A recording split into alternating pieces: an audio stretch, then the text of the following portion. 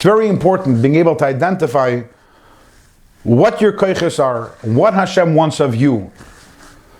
The Frierdiker Rebbe once said a story that there was once a wealthy businessman who was traveling, and he had with him a coachman, a balagala. This coachman was also a yid, but a poor yid.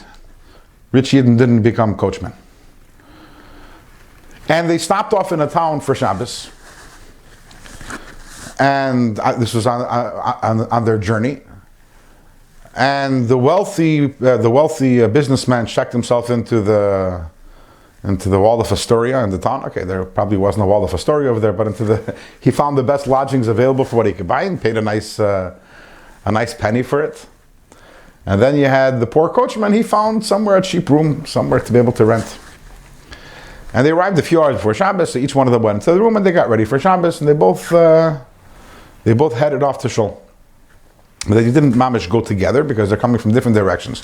The wealthy person on his way to shul, he sees there's a wagon that's stuck in mud.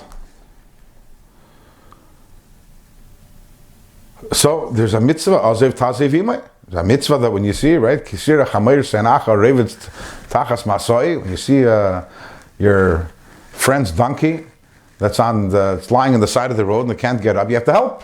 Okay, so this is a mitzvah that can apply over here also.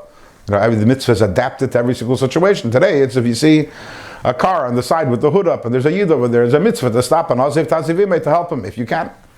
So this wealthy person goes and he's wearing his Shabbos clothing already and running to shul, but he's all gung-ho, he's going to do this mitzvah, all excited, and he starts pushing and he starts pulling. But he knows absolutely nothing about how to get a wagon out of the mud.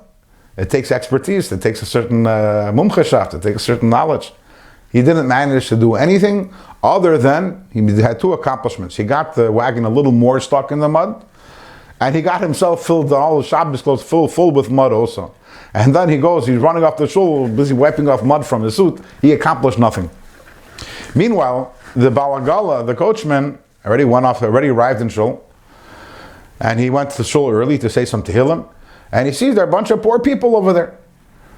No, this is mitzvah v'achnasas archem. So he goes over to them. Would you like to come and be my guest for the Shabbos meal in the room where I'm staying? Sure. After the meal, he takes them back to his room. He has 3 pieces of challah all together, which he shares with the 10 guests, and obviously everyone left almost as hungry as they arrived. But this person did the mitzvah of azev tazevimai, and this person did the mitzvah of achnasas archem. And after 120 years, they both went up to heaven, and they were both dispatched back down.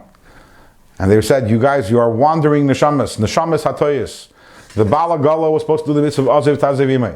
The rich person was supposed to do the mitzvah of achnasas archem. You mixed up your mitzvahs. You're heading back down to be misaken and to do the mitzvah that you were sent to.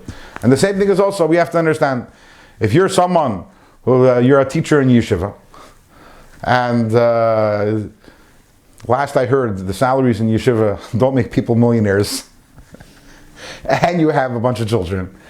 And so when Alter Rebbe is saying, L'harbis mo'id b'tzedakah, he's not talking to you. You have to learn a geras teshuvah. And that's what your neshama needs. Yeah, you'll give some tzedakah also.